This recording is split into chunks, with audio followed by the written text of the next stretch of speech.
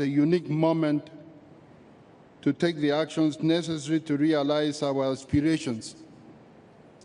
We have both challenges and opportunities. First and foremost, we need to renew our trust in multilateralism with the United Nations as its center. And secondly, we must lay the necessary groundwork to fully achieve the Sustainable Development Goals. And to do so, we need the political will of all of us gathered here today. Global solidarity across peoples and nations, the financial resources that exist and can be channeled towards progress. But above all, we need leadership. We need leadership to guide us forward into a brighter, more prosperous future for everyone, everywhere. This is what this conference is about. Your Excellencies, we are now just 5 years away from the 2030 deadline to achieve the Sustainable Development Goals. Yet, the gap to finance them remains vast. Global financing needs have grown dramatically since 2015. This is especially true for developing countries which require $4.2 trillion annually to close the financing gap. These developing countries are walking a tightrope between defaulting on debts, defaulting on their efforts to achieve sustainable development, and defaulting on the promise to provide acceptable standards of living to their people. The consequences are serious. 3.3 billion people live in countries that spend more on debt service than on health or education. Without urgent action, our promise to leave no one behind will remain unfulfilled. Your Excellencies, we cannot afford to lower our ambitions. The Pact for the Future, adopted in September 2024 by heads of state, commits us to closing the financing gap in developing countries. In tandem, the Compromiso de Sevilla and the Sevilla Platform for Action set a framework for renewed global partnership for the decade to come. Going forward, we must focus on the debt burdens which are derailing countries from their future or from the future they deserve. Reform of the international financial architecture, as called for in the Pact for the Future and reinforced in the Compromiso, presents options for creating more sustainable debt environments. The creation of a 25th chair at the International Monetary Fund dedicated to sub-Saharan Africa is a very welcome step. But more must be done. We must strengthen the voice and representation of developing countries, not as beneficiaries, but as equal partners in shaping their destinies and in shaping our future. We must enhance fiscal space and lower the cost of capital. Expensive capital makes it very difficult for developing countries. And we must strengthen cooperation on international tax matters. These efforts must include the finalization of a United Nations Framework Convention on International Tax Cooperation. An important aspect of this convention is to tackle illicit financial flows which deprive developing countries of about $88 billion annually.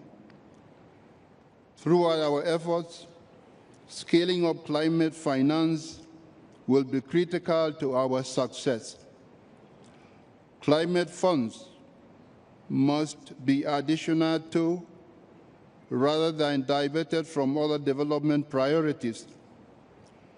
Projections show developing countries need more than $1 trillion annually to build resilience. Each member state has something to contribute, whether financing and partnerships, capacity building, or even best practices. To this end, I urge member states to follow through in providing 0.7% of national income as official development assistance. This target was exceeded by only 4 countries last year, namely Denmark, Luxembourg, Norway, and Sweden. I call on others to match this level of commitment. If fulfilled, these funds could translate into fewer people going hungry in a world of plenty, fewer people lacking access to education amid a revolution in online learning, and fewer people falling behind in the global pursuit of progress. Your Excellencies, it is time to keep our promises. Let us ensure that Seville is remembered for what was set in motion: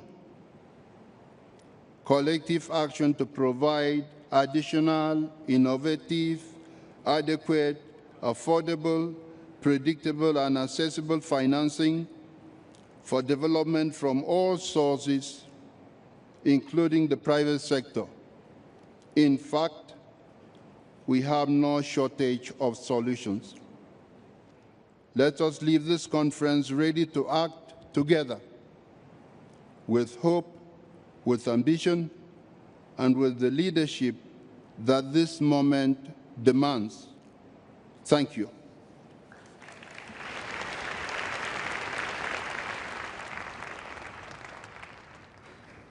Doy las gracias al presidente de la Asamblea General por su declaración y ahora invito al excelentísimo señor Bob Wright, presidente del Consejo Económico y Social, a dirigirse a la conferencia.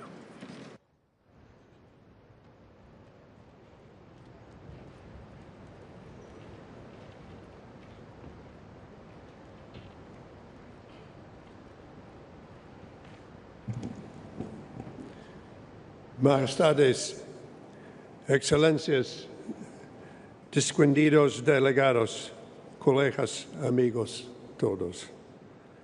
Es un honor darles la bienvenida a la cuarta Conferencia Internacional sobre la Financiación para el Desarrollo.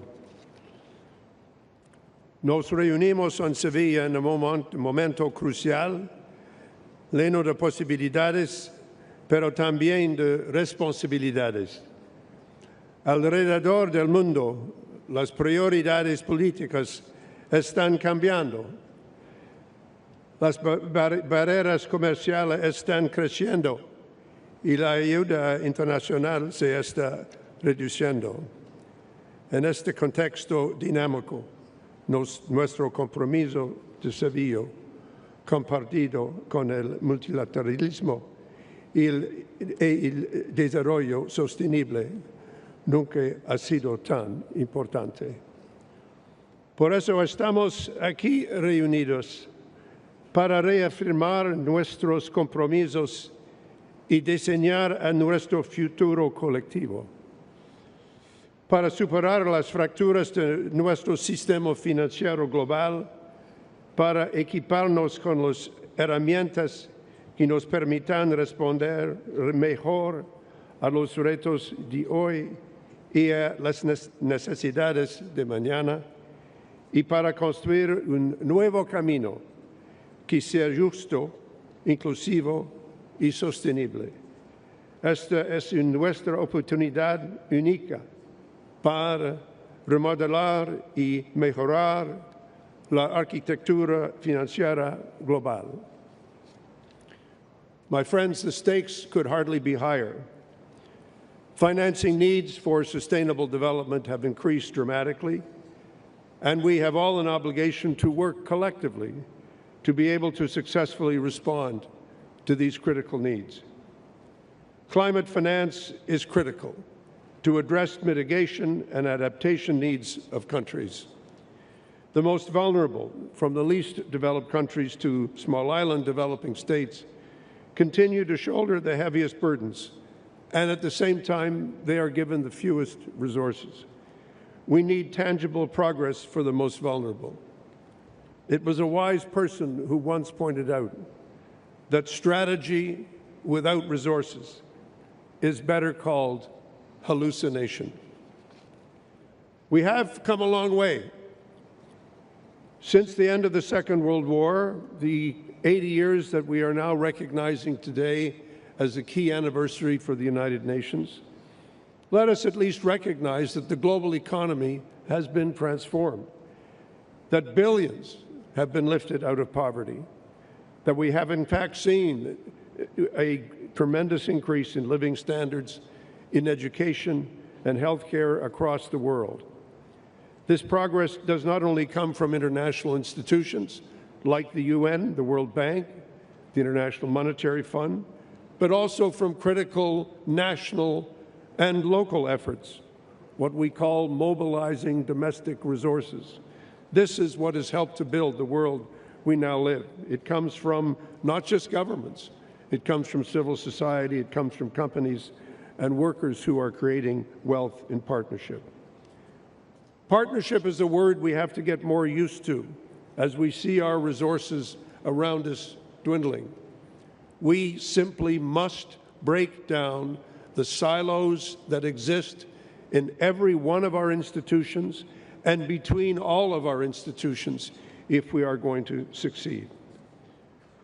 But there is still an opportunity for us to reimagine how we can reinvest in the pillars of sustainable development: planet, peace, prosperity, and yes, once again, a word we must use often, partnership. Let me suggest this opportunity requires bold and sustained action in 4 key areas, and many of my colleagues from the podium have mentioned these as well. I just want to emphasize them. The first is that we have to close the financing gap for the Sustainable Development Goals. That is going to require greater resources from each and every one of us. Second, we have to continue to improve the global financial architecture to make it more representative, to make it more responsive, and to make it more resilient. All of the elements that this requires have been set out by the Secretary General and the President. Third, we must build trust. Trust starts with each one of us having faith in ourselves. Trust means complete honesty and transparency and predictability in our relationships. Trust means renewing our commitment to multilateralism. I can't overemphasize how trust is the central key component to the world in which we live. Its presence makes everything happen. Its absence creates chaos. Fourth, we have to continue to fight our common enemies and at least have the recognition that they are our common enemies. Unilateral actions that destroy trust and create chaos, illicit financial flows and corruption that corrode the global economy and deprive it not of billions of dollars, but of trillions of dollars. We now have a multi-trillion-dollar challenge for the global economy that we must deal with. Israel's successful operation in Iran, as well as other actions that we took in this war, have a direct and significant contribution also to Europe's security. The Iranian ballistic missiles that we severely damaged are missiles that can reach Europe. The drones that we hit are sent by Iran to be used in the war in Ukraine. The immediate danger of Iran becoming a nuclear state would have created a nuclear arms race in the Middle East. This would have undermined regional stability. This also would have affected Europe's security. I believe we are your strategic partner in this part of the world. You will not find other that really shares the same values and also the same challenges. Criticism of Israel, which does not take into account the complex reality we live in, does not help to overcome the challenges ahead of us. Israel is a country attacked on many fronts by enemies seeking its elimination, and we were always, even though we always had a sword in one hand, we never abandoned our democratic commitment and tradition. Israel is serious in its will to reach a hostage deal and ceasefire in Gaza. We said yes to Special Envoy Steve Witkoff's proposals, time and again. Unfortunately, until this moment, Hamas hadn't.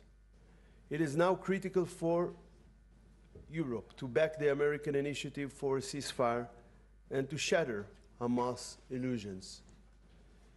If a temporary ceasefire is reached, according to Witkoff's proposal, it will be easier also to address the humanitarian situation. There are, of course, significant gaps between the two sides' positions. We refuse to accept Hamas dictates about the conditions to end this war. Hamas wants to end this war while effectively controlling Gaza. This will not enable Israel's security. This will not allow regional stability. Hamas is trying to use the hostages to force this outcome, but we are committed to achieving our objectives. We would prefer to do so through diplomatic means. But if that is not possible, we will have no choice but to use military means. Any country with a huge threat so close to its borders and communities would do so. But as of now, Hamas continues to hold our hostages, 50 of them, and refuses to lay down its arms.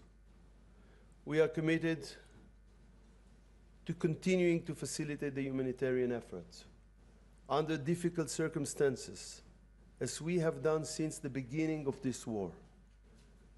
We expect our friends to see how problematic the system is. Hamas takes over the aid and uses it as an economic agent for its war machine. This causes the war to continue endlessly. The important GHF initiative helps address this issue. It helps the civilian population by allocating large amounts of aid directly to the people. This process must be strengthened. At the same time, we are enabling the previous aid method to breach the gap. But it must be understood, Hamas gains from this method. We must strive to help the civilian population without strengthening Hamas. We have also opportunities in front of us. We paid for the new reality in the Middle East with the blood of our soldiers and citizens. Israel is interested in expanding the Abraham Accord circle of peace and normalization. We have an interest in adding countries such as Syria and Lebanon, our neighbors, to the circle of peace and normalization, while safeguarding Israel's essential and security interests. Israel applied its law to the Golan Heights over 40 years ago. In any peace agreement, the Golan will remain part of the state of Israel. Thank you. Yes, please. Thank you very much, dear Minister Saar, dear Gideon, ladies and gentlemen. Thank you very much for a very warm welcome in Israel. I believe I'm the first foreign minister to visit Israel after the ceasefire with Iran, and I told you when I told my European colleagues about my plans to go to Israel, because I planned to go some time ago on Tuesday, so I postponed it on Monday. I talked to my colleagues in the Foreign Affairs Council and said, I'm planning to go to Israel. Some of them told me, you're brave. And I said, no, it's not me who is brave, but it's the Israeli people that are brave, facing and living in times of existential threats. So this is, and showing, by the way, remarkable resilience. This is why I want to begin my remarks with a simple message. Austria stands firmly by Israel and the Israeli people as a true friend. Our commitment to Israel's security, sovereignty, and the right to exist is unwavering. As a nation, we carry the responsibility of our history. We talked about that, and we do not forget. My visit to Yad Vashem tomorrow will serve as a solemn reminder of that responsibility. Austria's support for Israel is built on more than words. It is based on our shared democratic values and demonstrated by our commitment to protecting Jewish life wherever it is under threat. Our strategic partnership, you talked about it, launched in 2022, reflects the strong and growing relationship between Austria and Israel. And honestly, we are deeply moved that 20,000 descendants of Holocaust survivors have accepted Austrian citizenship in recent years. This is a sign of reconciliation and renewed connection. And it makes the recent rise in anti-Semitic incidents, both in Europe and globally, all the more troubling and unacceptable. In times like these, open dialogue and diplomacy are paramount. That's why I'm here today, because true friends do not turn away in difficult times. This is my belief. Ladies and gentlemen, after our press conference, Gideon and I will go to Bat Yam to see firsthand the terrible impact of an Iranian attack on a civilian target. In this context, I want to be very clear. Iran must never be allowed to acquire a nuclear weapon. We have always recognized the threat posed by Iran, from calling for the destruction of Israel to directing its proxies to attack it. My heart goes out to all the innocent civilians who have lost their lives in recent weeks, and I sincerely hope that the bloodshed has finally come to a close, while a historic window for the return to dialogue and diplomacy opens. For us, a credible path forward must be based on respect for international law, credible restrictions on Iran's nuclear program, and effective oversight by the IAEA. To reach such an agreement, Austria is prepared to offer its support in any meaningful way, and of course, we again stand ready to host negotiations once again. Ladies and gentlemen, allow me to address the situation in Gaza. The terrorist attack of October 7 was a moment of unspeakable brutality. The cruelty and the scale of the attacks shocked us, shocked the world, and shocked also me personally as a mother of 3 children in a way nobody would have ever imagined that. There can be no justification for such barbarism. Austria stands in full solidarity with Israel. At the same time, I believe that even in this difficult moment, there is a genuine opportunity to move towards peace in Gaza, precisely because the current situation is unsustainable. The humanitarian conditions on the ground are unbearable. They demand urgent changes. Let me be frank, the suffering of civilians is increasingly burdening Israel's relations with Europe. A ceasefire must be agreed upon, yes. Hamas must release all the hostages without preconditions, and humanitarian aid must resume. By the way, speaking about hostages, I was able to meet Tal Shoham when he returned to Vienna, and I was also able to visit the families of Guy Gilboa and Eviatan David, They also came to visit in Austria, and I think I'm going to see them today or tomorrow again, as well as Tal Shuham. And the family of Evietan, I think they gave me in Vienna this as a reminder that he still kept hostage in Gaza, and actually it was not an intention to take it with me to Israel, but I just I carried it with me in my purse all the time. So I think it's just we know what we think about the families and the hostages all the time, and hope for their immediate release. Of course, I talked about that Hamas must release all hostages without preconditions, and humanitarian aid must resume, not only in symbolic terms, but in the volume and scope that existed before the blockade, and in line with international humanitarian principles. Of course, the current escalation of settler violence in the West Bank must stop as well. Only then can the door open for credible political process.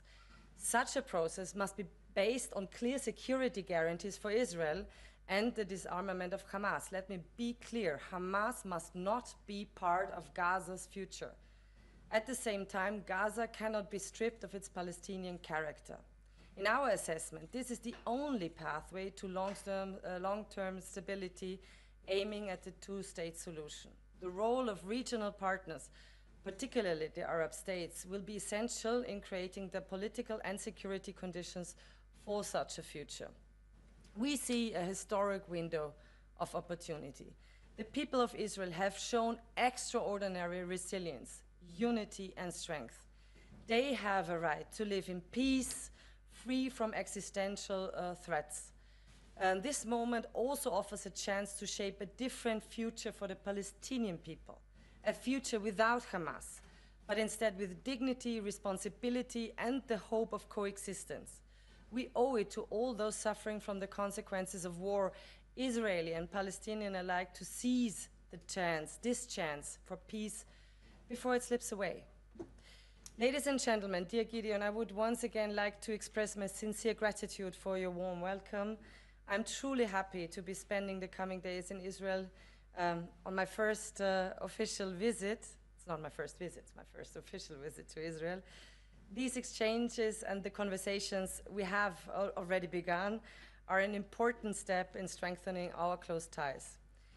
And Gideon, I very much hope you will find time in the near future to come to Austria so that I can welcome you with the same hospitality that you have shown. Thank you, Bit. I will. Great. Thank you. Ministers will now take a few questions. Yes, please. Good morning, Ministers. Thank you for the question. Mr. Saar, would it be fair to say, Dan Williams from Bloomberg, would it be fair to say that Syria is now a likelier prospect or a sooner prospect of making peace with Israel than Saudi Arabia is? And if so, how soon do you see that happening? And did you imply with your remarks just now that Israel would be willing to cede Syrian territory it took after the fall of Assad as part of a deal with Syria? I don't want to speculate, but we will welcome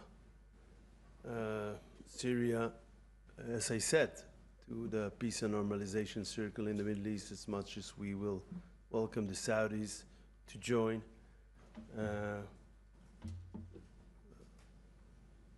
We want to have good relations with all our neighbors at the same level. Thank you. Yes, please. Alex. Hi, excuse me, Alexander Cornwall from Reuters. Minister Saar, with regards to your comments on Syria and Lebanon, if you were to reach a peace agreement, a normalization agreement with either of these countries, particularly with Syria, would you expect that Syria recognizes the Golan Heights as Israeli territory and essentially gives up any future claim to the territory? And to the Austrian Foreign Minister, if I may, Palestinians in northern Gaza are reporting overnight what they say is the most intensified strikes in recent weeks. There's been evacuation orders by the Israeli military in recent days. What is your thoughts, if I know you've touched on it, expand on the situation in Gaza and how is this viewed in Europe? Thank you. With regard to our position on the Golan Heights, it is very clear, as I said previously, the Israeli law was implemented there on 1981, some 44 years ago, and in any possible future agreement, it will be remained part of the State of Israel. Well, regarding the humanitarian situation in Gaza, we remain very concerned about the humanitarian situation in Gaza and the fact that the UN is warning of a famine. Therefore, I was clear that humanitarian aid must be immediately allowed to be delivered. Again, the civilian population must not pay the price for Hamas actions. They are also kept hostage of the Hamas, yes, but humanitarian has to flow in Gaza.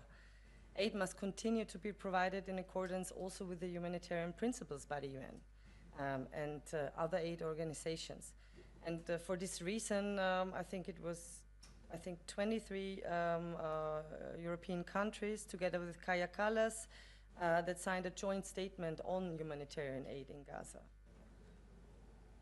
Thank you. Laser, please. Laser Berman from the Times of Israel. Foreign Minister Saar, good to see you again. Two questions. First of all, on the Saudi normalization efforts, how far do you think the government should go? How far would you like Israel to go on moving toward a pathway to a Palestinian state, if that is the condition for a Saudi deal? And number two, on settler violence that you talked about even this morning, we've had months of it directed against Palestinians, and we did not hear much from the government. And all of a sudden, when it's directed against IDF troops and IDF facilities, we start to hear a lot of condemnation from this government. Should there have been much stronger condemnation from the government beforehand when Palestinians were being attacked? And should the Israeli police and military have acted more strongly so we didn't reach this point? Thank you. For the second question, any kind of violence by civilians is not allowed. The task, but self-defense in certain circumstances, but this is it. The task of the IDF and the security forces is to take care for the security, and no one should act independently and regardless to the law. And it doesn't matter if the objective is attacking other civilians, other Israeli civilians, Palestinian civilians, soldiers of the IDF. It is all of these cases should be treated by our legal system in the most serious way. With regard to the first question, our view is that a Palestinian state will threaten the security of the state of Israel. And therefore we must learn the lessons from what happened here during the last 3 decades. And therefore I think that today, I know what is the EU position on the matter, including Austria, but we are those who are responsible for the security of our nation, and this is not something that we can do and be still committed to the security of our state, from my point of view. So if it is conditional, I don't think it is constructive. Any process with the Palestinians, just to make it clear, because what our expectations are, any process should be based on the radicalization of the Palestinian society, addressing the core issues that can afford a reliable peace process, which are abandon the path of terror, abandon this ethos which is the common ethos of, unfortunately, of the Palestinian society, all of it. Of course, part of it is stopping payments for terrorist families, according to the crime they did. This is something unbearable. This is something that they hadn't done until this day. I'm talking about the PA. Secondly, incitement. You cannot go for a reliable peace process while you poison the minds of the new generation in schools, kindergartens, textbooks, mosques, media. This must be stopped. So the conditions for peace, for real peace, are substantial. And when the Palestinian society, political system will start to deal with these basic questions, we will know that maybe we have a partner, but until now it's not the case, unfortunately. Thank you. Yes, please. Thank you. David Kriegleder, Austrian Public Broadcasting. Minister Saar, after October 7th, there was a huge wave of solidarity in Europe, especially in friendly countries such as Germany and Austria, not just among politicians, but also within the population. As the war in Gaza has dragged on, there's been some form of estrangement. The criticism is rising. And I'm wondering, how hard is it for you these days to explain and defend the Israeli conduct of the war to your European partners? And if I may, a related question to Minister Mendel-Reisinger, you've repeatedly said that the situation in Gaza is unbearable. Do you have the feeling that the concerns you're voicing are met by open ears by your Israeli counterpart? Thank you. Okay, thank you. First of all, we are aware to this sentiment in wide segments of European public opinion. We believe we are right. We are sure that the one which is responsible for the suffering of both people, Palestinian and Israeli, is solely Hamas. Not only because they initiate the war on October 7 with this barbaric attack, but also because until now, they refuse to release the hostages and they refuse to lay down their arms. So this is the truth we are presenting. We are not undermining concerns with regard to civilian population needs. We are dealing with that in very hard conditions.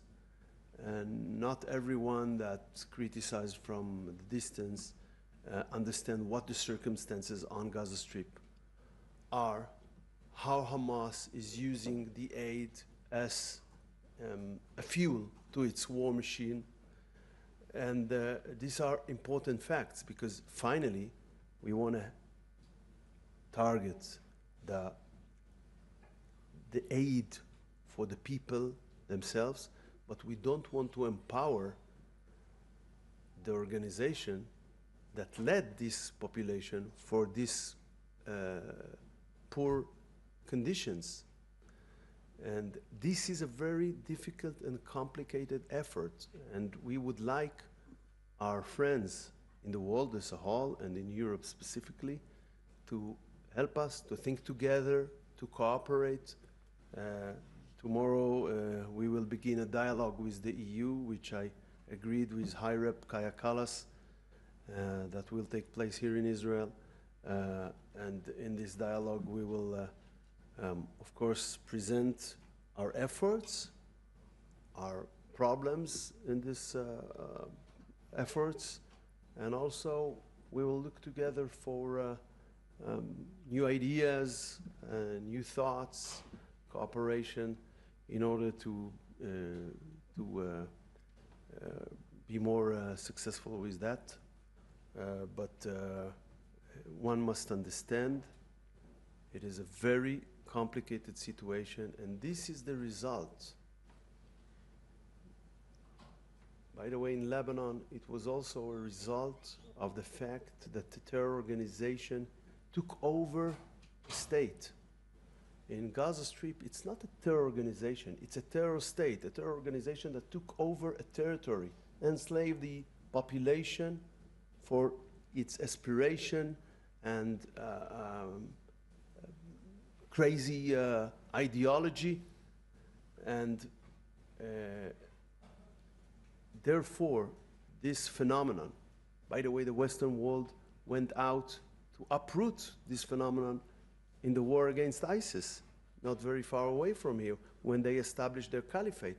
Eventually, to end the suffering of the people from all sides, is to uproot this tyranny in Gaza Strip. Thank you for your question. Well, let me say something about like my personality maybe. Because of course we have had a very lively discussion on the situation in Gaza, on the concerns regarding the humanitarian situation, and of course also the review of Article 2 and the question about further measures taken by the European Union. And it was, I'm not in favor of a suspension of the association agreement, to be clear on that. Why? Because I think it's important to stay in dialogue. More so, it is not helping the people in Gaza right now. So the question that I was asking myself is, what can I do to help the people suffering in Gaza? So I made the decision to not be only concerned in Vienna and Brussels, but to go here, to come here, and to have a conversation as a friend, but also a frank conversation about our concerns. That's also the reason why I started my travel in Cyprus, and then went on to Egypt and to Jordan, because the question is there, how to effectively organize the humanitarian aid, also being distributed according to the principles we want them to be distributed, by at the same time recognizing the security interests of Israel. This is something that I'm concerned about, how to do it, and what can be done, and who are the partners there. But this is the way I think politics should be done. Just not just sit somewhere and talking about being concerned, but to go here, have a frank conversation, and think about together as friends how to solve the situation. Thank you. We'll take two more. Yes, please.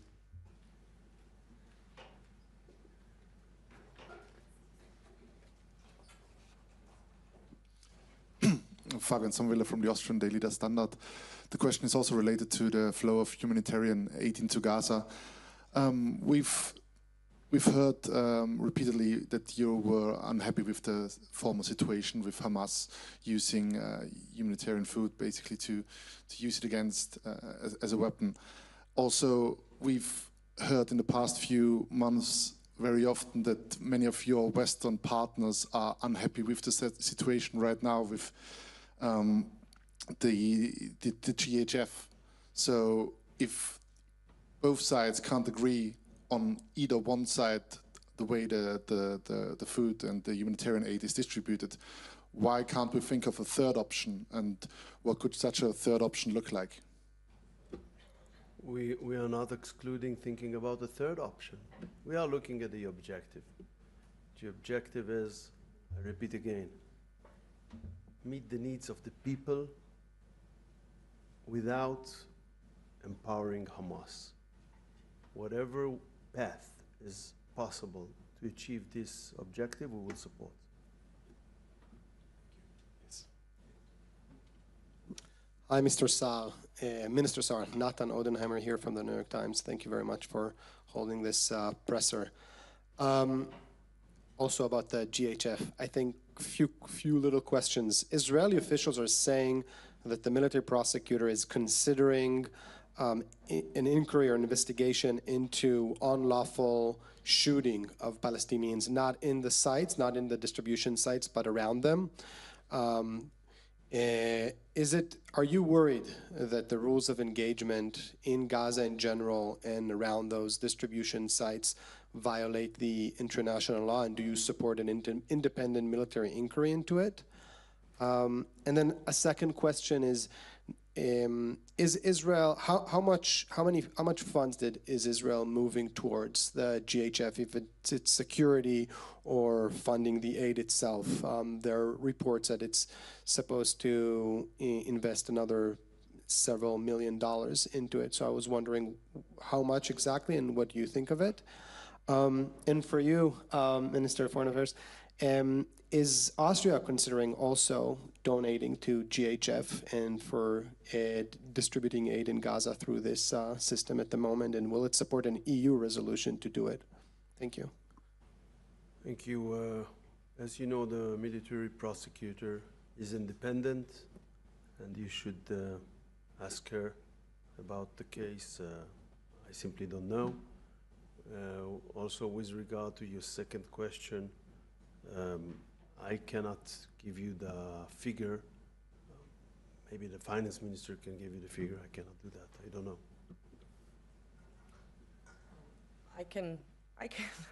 I can give you a figure what Austria did after October 7, 2023. More than, like our humanitarian aid amounted for over more than 60 million euros regarding the situation in Gaza. And how did we do it? With what partners did we work together with those partners who are reliable, that are also committed to the principles? We are using taxpayers' money here. So we want to see it used properly.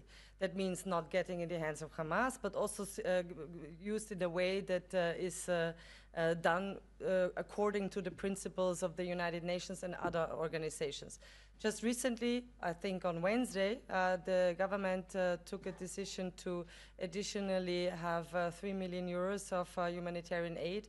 And we do this via the International Committee of the Red Cross, because this is such a reliable partner, and the GHF is not. Thank you. This presser is now over. Thank you.